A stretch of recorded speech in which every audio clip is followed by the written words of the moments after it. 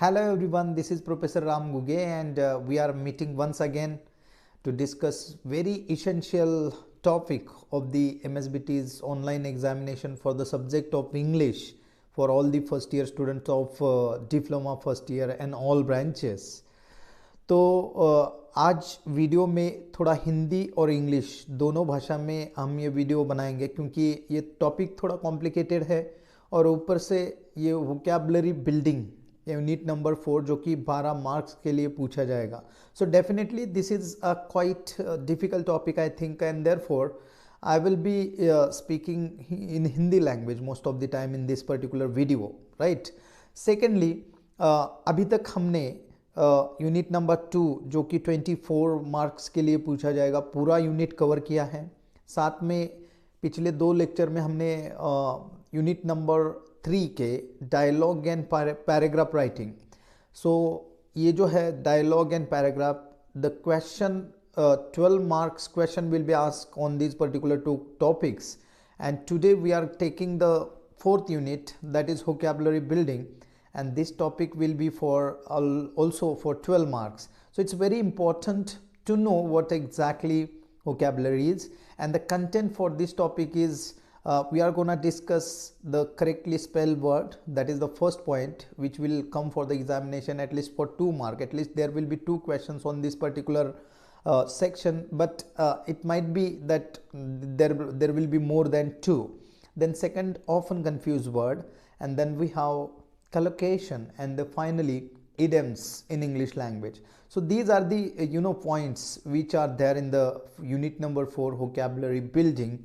So as per the notes which I have made for the all diploma students, I am going through the notes and there won't be any camera on while explaining because there I am providing audio for this particular video. तो आप लोगों को ये जानकारी देना चाहता हूँ कि अभी तक हमने MCQ बेस्ड जो आपकी ऑनलाइन एग्ज़ाम होने वाली है उसके बारे में यूनिट नंबर 2 यूनिट नंबर 3 ये 2 यूनिट जो कि 36 ऑलमोस्ट मार्क्स के लिए पूछे जाएंगे आउट ऑफ 70. इसका मतलब 50% सिलेबस यहाँ पे कवर हुआ है.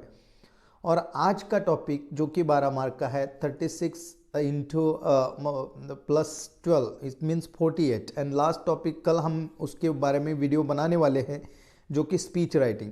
तो ऑलमोस्ट 56 मार्क्स के वीडियोज़ मेरे चैनल के ऊपर अवेलेबल है सबके लिए.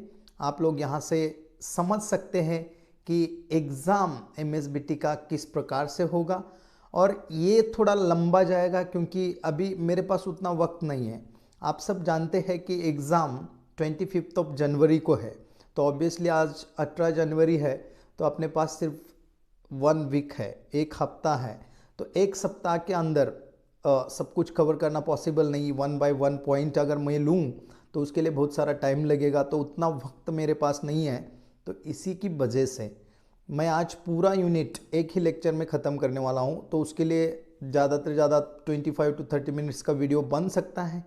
और जब वीडियो लंबा हो जाता है तो डेफिनेटली स्टूडेंट कुछ बोर फील करते हैं उसको देखने के लिए और समझने के लिए. पर अभी टाइम बोरिंग का नहीं है, टाइम स्कोरिंग का है. तो स्कोर करना ज़रूरी है, बोर होना ज़रूरी नहीं है. तो इस बात को ध्यान में रखते हुए वीडियो भी लंबी है पर आप लोग उसको ज़रूर देखें और जो बातें हम वीडियो के माध्यम से आपसे करना चाहते हैं उसको समझने की कोशिश करें. और आपके दिमाग में जो भी डाउट है आप लोग डायरेक्टली मुझसे बात कर सकते हैं, नहीं तो कमेंट बॉक्स में आप आपकी कमेंट वहाँ पे डाल दीजिए. तो उसको हम पढ़ के आपको कौन से नए टॉपिक चाहिए या फिर कौन सा सजेशन आपका है इसका पूरा ख्याल रखेंगे. तो चलो अब शुरू करते हैं वीडियो के लिए.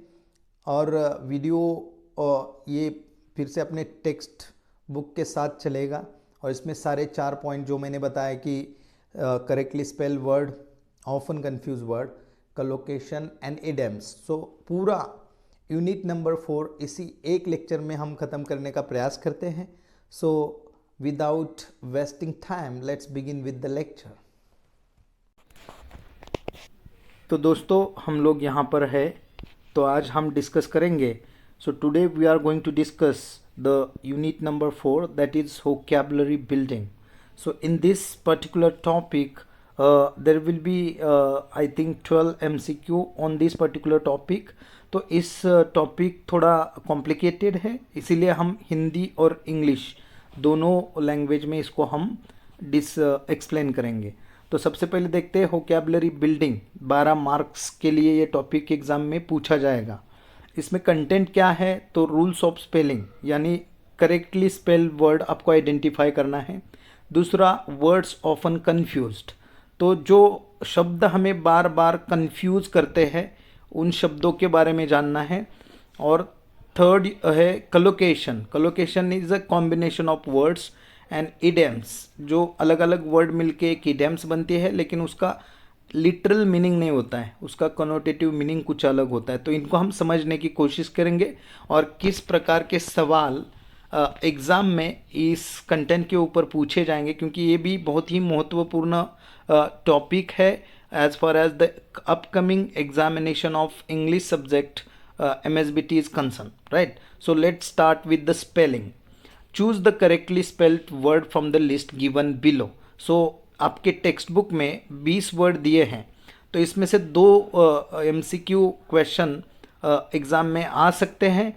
तो अभी पहला जो वर्ड है नोटिसेबल, तो यहाँ पे 3 स्पेलिंग दिए हैं और 3 में से जो C नंबर का स्पेलिंग है नोटिसेबल वो करेक्ट है और स्पेलिंग है NOTICEABLE. तो इस प्रकार से आपको एग्ज़ाम में 3-4 वर्ड दिए जाएंगे, उसमें से एक करेक्ट होगा और बाकी के 2 या 3 इनकरेक्ट होंगे. तो आपको सिर्फ इतना ही करना है, जो सही लगता है और सही है जिसका आपने पढ़ाई किया है तो आप समझ सकते हैं कि इसका ये स्पेलिंग करेक्ट है, तो उसको आपको चूज़ करना है. तो इस प्रकार से हमने कुछ वर्ड कवर किए हैं, तो उसको पहले डिस्कस करते हैं.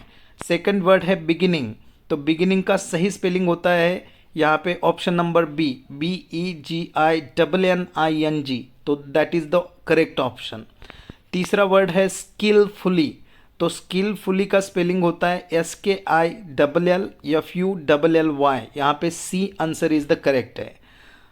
तीसरा वर्ड है चिल्ड्रन.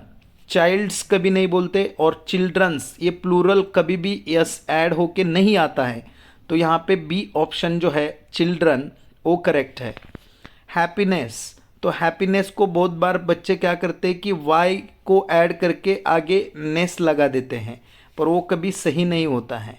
तो सही क्या है, what is the correct one? तो करेक्ट वन यहाँ पे ए नंबर का ऑप्शन है HAPPINESS, हैप्पीनेस. आगे चलते हैं करेजियस. तो करेजियस का स्पेलिंग होता है COURAGEOUS, करेजियस. ऑल टुगेदर, सो ALLTOGETHER, ये ऑल टुगेदर. इसके ऊपर 2 मार्क के सवाल फाइनल एग्जामिनेशन में पूछे जाएंगे, तो आप लोगों को इस तरीके से स्पेलिंग पर ध्यान रखना है और करेक्ट स्पेलिंग जो आपने याद रखा है उसको एग्ज़ाम में इस्तेमाल करना है. कंप्लीटली, तो ये नंबर पे है COMPLETELY, कंप्लीटली. डेफिनेटली, तो डेफिनेटली का सही स्पेलिंग होता है DEFINITELY, तो ये बी नंबर का ऑप्शन करेक्ट है. ग्रेटफुल. तो ग्रेटफुल कभी GREAT से नहीं होता है, लेकिन GRATEFUL यानी ग्रेटफुल, उसका मतलब होता है किसी के प्रति आभार या फिर संवेदना रखना, राइट.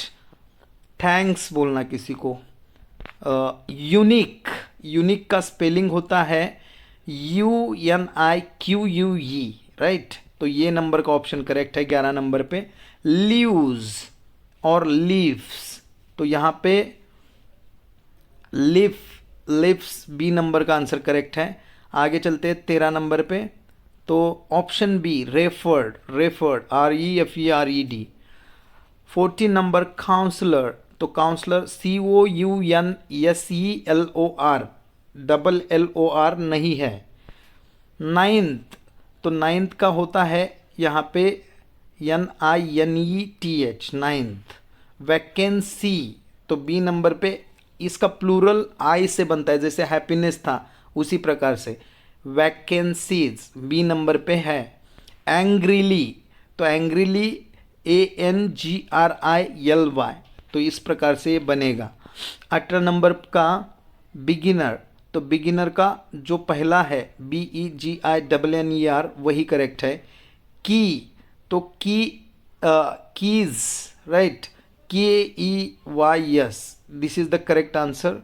और ब्यूटीफुल सब लोग जानते हैं कि सिंगल एल जहाँ पे है वही करेक्ट है, और पहला वाला उसमें वाई आ रहा है, उसकी वजह से वो गलत है। तो इस प्रकार के स्पेलिंग करेक्ट स्पेल वाले वर्ड आपको चूज करने हैं, और बस उतना ही काम है। दूसरा जो कंटेंट है इसमें, use correct words for the following sentences. तो कुछ वर्ड होते हैं कि उनका प्रोनाउंसिएशन तो सेम होता है, बट स्पेलिंग में थोड़ा सा डिफरेंस होने की वजह से उनका मीनिंग अलग अलग होता है। तो हम लोगों को ये याद रखना बहुत इम्पॉर्टेंट है कि कौन सा वर्ड कौन से कॉन्टेक्स्ट में इस्तेमाल किया जाए, और ये समझने के लिए हमें उस वर्ड का मीनिंग कॉन्टेक्स्ट में गेस करना पड़ता है। जैसे कि सेंटेंस को देखने के बाद समझ में आता है कि इस कॉन्टेक्स्ट में कौन सा वर्ड फिट बैठ रहा है, तो ऐसा लॉजिक लगा के हमको सही वर्ड का इस्तेमाल करना है। चलो अब देखते हैं one by one. I dash dash this award on the behalf of the whole Maratha community.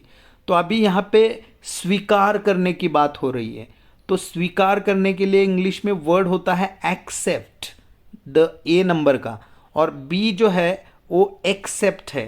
तो इसमें थोड़ा सा प्रोनाउंसिएशन में डिफरेंस है, पर एक्चुअली एक्सेप्ट स्वीकार करना ऐसा कॉन्टेक्स्ट दिख रहा है, तो ए नंबर ऑप्शन करेक्ट है। दूसरा word, he was not dash dash to telling lies. तो यहाँ पे he was not averse to telling lies, तो अवर्स सेकंड वाला एडवर्स यानी बहुत ही खतरनाक होता है। तीसरा, Sujata dash dash him to go home. तो यहाँ पे एडवाइस दिया गया है, राइट, तो बी नंबर का आंसर करेक्ट है। Carbon dioxide emission dash dash the environment. तो एनवायरमेंट के ऊपर अफेक्ट करेगा, इफेक्ट नहीं करेगा, अफेक्ट परिणाम करेगा, तो AEECT affect is the correct word here. Ram tripped in the office dash dash. तो यहाँ पे आयल का मतलब होता है passage, right. Next, it was an excellent seminar. तो यहाँ पे ऑल टुगेदर यानी सब मिला के एक अच्छा सेमिनार था, इस प्रकार से। सोहम approach the dash dash where the priest stood. तो यहाँ पे ऑल्टर का मतलब होता है प्लेस, जगह। Next, he sat dash dash, तो यहाँ पे ए नंबर बिसाइड यानी साइड में, right. He climb dash dash of banyan tree. तो यहाँ पे he climbed a bough of banyan tree, so B number का आंसर करेक्ट है। 10 नंबर पे, I think this watch is broken, obviously टूटा हुआ है। I bought a dash dash handbag. तो यहाँ पे कैनवास सेकंड वाला, डबल एस वाला नहीं, सिंगल एस वाला। Eminent people design the dash dash course, यानी या हम जो पढ़ाई कर रहे हैं उसको कोर्स बोलते हैं, तो ये एमिनेंट लोग डिज़ाइन करते हैं। लास्ट ईयर आई विजिटेड सहारा। तो यहाँ पे ए नंबर सिंगल एस वाला डिजर्ट यानी रेगिस्तान, और सेकंड वाला जो है उसको हम स्वीट डिश की तरह यूज़ करते हैं, स्वीट डिश इसका मतलब होता है। I love to dash dash, अभी यहाँ पे HERE और HER, तो हम म्यूजिक को हियर करते हैं, तो सेकंड बी वाला करेक्ट है। I need a dash dash car new, KNEW कभी सही नहीं है क्योंकि प्रोनाउंसिएशन भी सेम है, पर एक्चुअली NEW का मतलब होता है नया। It is my dash dash belief that municipal employees handle their jobs with great professionalism. तो बिलीफ इसका सही आंसर सी है, BELIEF, belief. My sister is going to be on the cover of 17। तो मैगजीन, मैगजीन का सही यहाँ पे मैगजीन, ये फर्स्ट वाला इज द करेक्ट आंसर। तो इस प्रकार के सवाल आपको पूछे जाएंगे। हमने बहुत सारे कवर किए हैं और नोट्स में भी प्रोवाइड करेंगे आपको। अगर नोट्स की ज़रूरत है तो आप लोग मुझसे कांटेक्ट कर सकते हैं। तो आगे चलते हैं, नेक्स्ट पॉइंट देखते हैं, क्योंकि वीडियो बहुत लंबा हो जाएगा और लंबा वीडियो देखने में स्टूडेंट को ज़्यादा इंटरेस्ट नहीं रहता है। तो हम लोग आगे चलते हैं। Select the correct words in the following sentences to replace the wrongly spelled underline words in the following sentences. तो अभी फिर से वर्ड ऑफन कंफ्यूज्ड आ गया। तो यहाँ पे देखिए, the principle of the college was present for the meeting. तो कॉलेज का प्रिंसिपल स्पेलिंग जो है उसमें PAL लास्ट में होता है, लेकिन इस सेंटेंस में गलत दिया है, तो हमें यहाँ पे करेक्ट करना है। तो B answer, A answer is the correct यहाँ पे। The reign of Akbar was spectacular in history. तो रियान का मतलब होता है कि एक्चुअली यहाँ पे वर्ड नहीं दिए, उसका मतलब गलत ऑप्शन आया है, पर फिर भी मैं बताऊंगा। REIGN, रियान यानी उसका राज्य कारोबार, right. A horde of dacoits looted the village. तो होर्ड का मतलब यहाँ पे इनको कहना है हर्ड, हर्ड का मतलब ग्रुप, राइट। और सेकंड बी जो है वो हर्ड है, तो वो दोनों प्रोनाउंसिएशन सेम है, पर हर्ड का मतलब सुनना और हर्ड का मतलब group of dacoits, right. They had morning in their house at the death of their mother. तो यहाँ पे मॉर्निंग, डेथ और मॉर्निंग मिसमैच होता है, तो mourning is the correct option, that is ये MOURNING। मूर्निंग का मतलब होता है सिंपल शोक जताना किसी के गुजरने के बाद। We salute our army personnel. तो यहाँ पे पर्सोनल यानी एम्प्लॉय, ऑफिसर, राइट। तो बी आंसर यहाँ पे करेक्ट है, PERSONNEL, personnel, right. No deserts were served after the dinner. यहाँ पे रेगिस्तान की तरह डिजर्ट्स यूज़ किया है, और खाने के बाद जो डिजर्ट्स मिलता है उसको हम स्वीट डिश बोलते हैं, तो वो ए नंबर पे है, SS होना चाहिए वहाँ पे। I do not know whether my dad will come और नॉट। यहाँ पे ये जो वेदर वर्ड दिया है ये इन्वायरमेंट के बारे में है, और यहाँ पे कंजंक्शन की तरह यूज़ किया जाने वाला बी है, WHETHER, तो ये करेक्ट है। The goods train is stationary. तो स्टेशनरी यहाँ पे जो वर्ड दिया है उसका मतलब होता है कि हम स्टेशनरी पे जाके जो सामान खरीदते हैं वो शॉप, लेकिन स्टेशनरी यहाँ पे ट्रेन स्टेशनरी है, मतलब रुकी हुई है, हिलने वाली नहीं है। तो ये नंबर का ARY वो करेक्ट आंसर यहाँ पे होगा। Ram is very weak, week यानी डेज ऑफ द वीक का वर्ड दिया है, पर यहाँ पे बोलना है कि वो तंदुरुस्त नहीं है, तो B answer is the correct here. My new home is very spacious. तो स्पेशियस बोलना है, ये वाला बी करेक्ट आंसर है, ये जगह के बारे में बात हो रही है। The soldier show a lot of metal during Wars. तो यहाँ पे मेटल का मतलब एबिलिटी, क्वालिटी, तो ये बी नंबर का आंसर यहाँ पे करेक्ट है। तो इस प्रकार के ऑफन कंफ्यूज्ड वर्ड के ऊपर 2 सवाल पूछे जाएंगे, जहाँ पर आपको गलत वर्ड दिया हुआ है उसको हटा के नीचे दिए गए ऑप्शन में सही कौन सा है उसको पहचानना है, और वो वर्ड आपको एग्ज़ाम में पुटअप करना है। Use correct collocation to complete the following sentences. तो नीचे दिए गए कलोकेशन का इस्तेमाल करके सेंटेंस को पूरा कीजिए।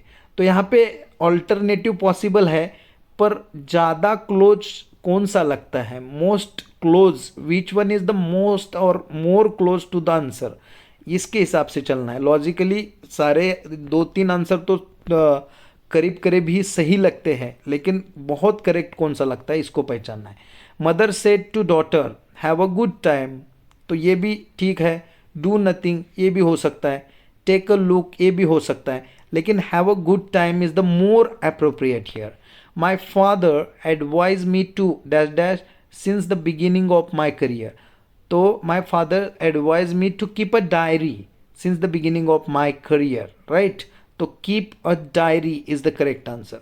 Students fail in exam as they, तो यहाँ पे C number, they do nothing is the appropriate collocation for this sentence.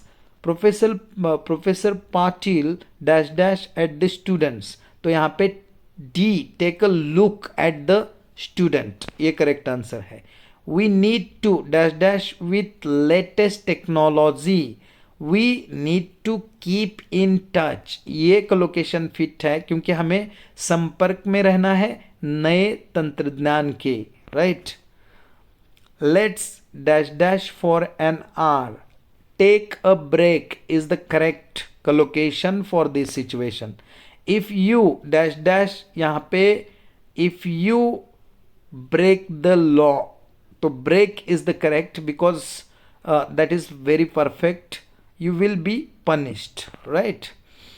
8 number पे देखो, you dash dash to win the match, तो आपके पास क्या चाहिए, you do your best to win the match, तो आपको आपका सर्वोत्तम परफॉर्मेंस देना है अगर आप मैच को जीतना चाहते हैं. तो 9 नंबर पे, difficult time always dash dash of a person, तो यहाँ पे difficult time always take an exam of a person.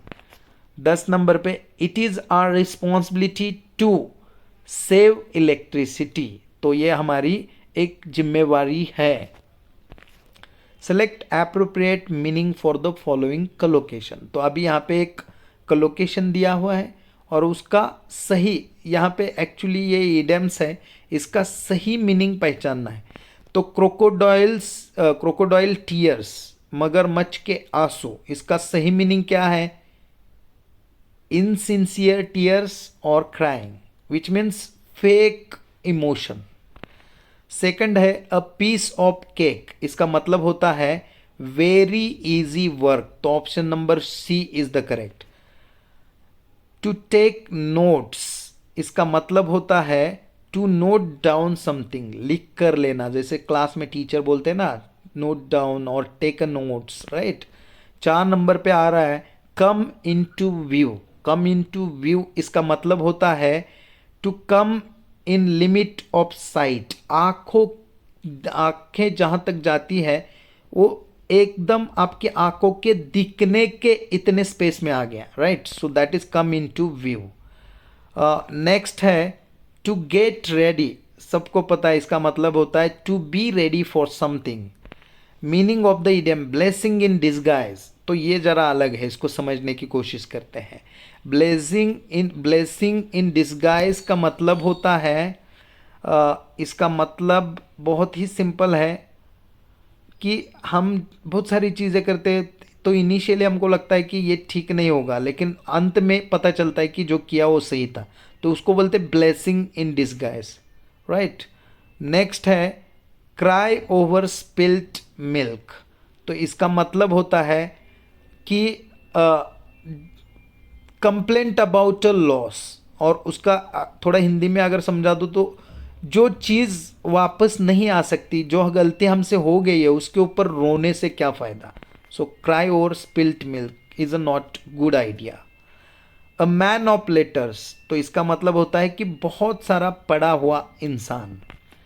Castle's in the year, तो हम हिंदी में एक है इसके लिए ख्याली पुलाव पकाना, वैसे ही हवा में हवा महल बन बिल्टअप करना, राइट. तो कैसल इन द ईयर का मतलब होता है imaginary plan schemes which is actually not possible. Break the ice, तो ब्रेक द आइस का मतलब होता है कुछ देर के लिए जो साइलेंस क्रिएट हो जाता है बातचीत में, तो उसको उस साइलेंस को ब्रेक करना. कैच अ कोल्ड, तो ये सब जानते हैं कि to get affected by cold. और कैच साइट ऑफ, तो इसका मतलब होता है to look at someone suddenly, किसी की तरफ अचानक से देखना. कैच फायर, तो इसका मतलब होता है बिगिन टू बर्न, मतलब जलना, राइट. कैच समवन्स अटेंशन, तो इसका भी मतलब to cause one to become interested in something, तो किसी का अटेंशन अपनी तरफ खींचना. कम टू द पॉइंट, तो मुद्दे की बात करना, ये नंबर का. रन आउट ऑफ टाइम, तो समय का ना होना, तो ये number running in a race in time, तो ये नंबर का, तो समय का ना होना। हैव अ गुड टाइम, सब जानते हैं, having a pleasurable time. Keep diary, तो कीप डायरी का है to keep records of something. तो आगे चलते हैं, गेट द मैसेज, ये सारे बहुत सिंपल है, जिसको आप समझ सकते हो उसको मैं बताता नहीं हूँ। गेट नो वेयर, इसका मतलब होता है मेक नो प्रोग्रेस, वहीं पे वहीं के वहीं रहना। कीप कूल यानी बहुत शांत और संयम से रहना, सी नंबर पे आ रहा है। To remain calm. Keep an appointment, तो इसका मतलब होता है to meet someone at agreed time, जो टाइम डिसाइड किया है उसी टाइम पे मिलना। ड्रॉ योर अटेंशन टू, किसी का ध्यान अपनी तरफ खींचना, तो बी नंबर पे। To do something so that we can get attention of someone. Save time, सब जानते हैं। Complete the following idioms using the options given below, नीचे दिए गए ऑप्शन का इस्तेमाल करके नीचे के इडम्स को कंप्लीट करो। अ हॉट पोटैटो, तो इसका मतलब potato is the correct answer, इसका मतलब होता है कि बर्निंग इशू, राइट। एक्शन, यहाँ पे ऑब्वियसली सब लोगों को पता है, speaks louder than words. Add insult to injury, injury का मतलब किसी के जख्म पर नमक छेड़ना। Ball is in your court, मतलब डिसीजन जो है वो आपके ऊपर है। Ball's in your court. One can जज a book by its cover, तो किसी का, इसका मतलब होता है कि किसी को उसके पहराव पे जाके मत एनालिसिस करो। एवरी, ये बहुत ही फेमस है, क्लाउड हैज सिल्वर लाइनिंग, तो क्लाउड यहाँ पे इंडिकेट करता है कि थोड़ी सी निगेटिविटी, और हैज सिल्वर लाइनिंग का मतलब होता है कि उसी में कुछ ना कुछ पॉजिटिव होता है। तो हर निगेटिव बातों में, हर डिफिकल्टी में कुछ ना कुछ अच्छा होता है, ये मतलब है इसका। Once in a blue moon, ये इसका पूरा ये डी नंबर पे आंसर है। इसका मतलब होता है कि बहुत ही rare thing, right. Born with silver spoon in mouth, तो सोने का चम्मच मुंह में लेके पैदा होना, उसका मतलब बहुत ही अमीर रईस इंसान। Grass is always green on the other side, तो इसका मतलब होता है कि हमारा जो भी है वो हमें अच्छा नहीं लगता, लेकिन दूसरों का सब कुछ अच्छा लगता है, वो मतलब है। Make a dash dash, make a mountain out of mole hill, तो छोटी छोटी बात का कुछ बड़ा करना, इसका मतलब ये होता है कि बात का बतंगड़ बनाना, ये हिंदी में है। तो इस प्रकार से आपको यूनिट नंबर 4 के ऊपर टोटल कंटेंट जो है उसमें है ऑफन कंफ्यूज वर्ड, और उसके साथ में स्पेल करेक्ट स्पेल वर्ड, और कलोकेशन एंड इडियम्स, ये 4 कंटेंट के ऊपर 12 मार्क के क्वेश्चन पूछे जाएंगे। और आप लोगों को 12 मार्क के लिए अभी जो हमने डिस्कस किया उसको बहुत ही शिद्दत के साथ करना है, क्योंकि ये स्कोरिंग टॉपिक है, यहाँ पे बहुत कम मिस्टेक हो सकते हैं अगर आपने अच्छी तरीके से प्रिपेयर किया। अभी तो नेक्स्ट टॉपिक है जो मैं कल वीडियो बनाऊंगा आप लोगों के लिए, वो है speech writing, that is unit number 5, तो कल हम उसके ऊपर बात करेंगे। तो आज तक के लिए इतना ही, थैंक यू सो मच। अगर आपको मेरे वीडियोज़ पसंद आते हैं तो जितने भी स्टूडेंट आपके फ्रेंड है जो कि Maharashtra state board of technical education में डिप्लोमा फर्स्ट ईयर में पढ़ रहे हैं, उन सारे बच्चों को ये वीडियो शेयर करो, ताकि उन लोगों को भी ये आने वाले एग्ज़ाम में अगर कुछ प्रॉब्लम है, कुछ दिक्कतें आ रही हैं, तो प्रिपेयर करने के लिए कुछ सहायता इस चैनल की तरफ से हो जाए। और आप लोग मुझे कमेंट में बोल भी सकते हो कि क्या चाहिए क्या नहीं चाहिए, कौन से टॉपिक पे वीडियो बनाना है, कौन सा टॉपिक डिफ़िकल्ट है, तो ये सारी बातें आप कमेंट में कमेंट डालते जाइए। I will check out the comments on my after completing the videos, so accordingly I can prepare the content। तो चैनल को सब्सक्राइब करना मत भूलो, ताकि आपके लिए जो वीडियोस हम लोग बना रहे हैं उसका आपको नोटिफिकेशन मिल जाए। तो चैनल को सब्सक्राइब करो, लाइक करो वीडियो को, और अपने दोस्तों में इसको शेयर करो। धन्यवाद, thank you so much, thanks a lot.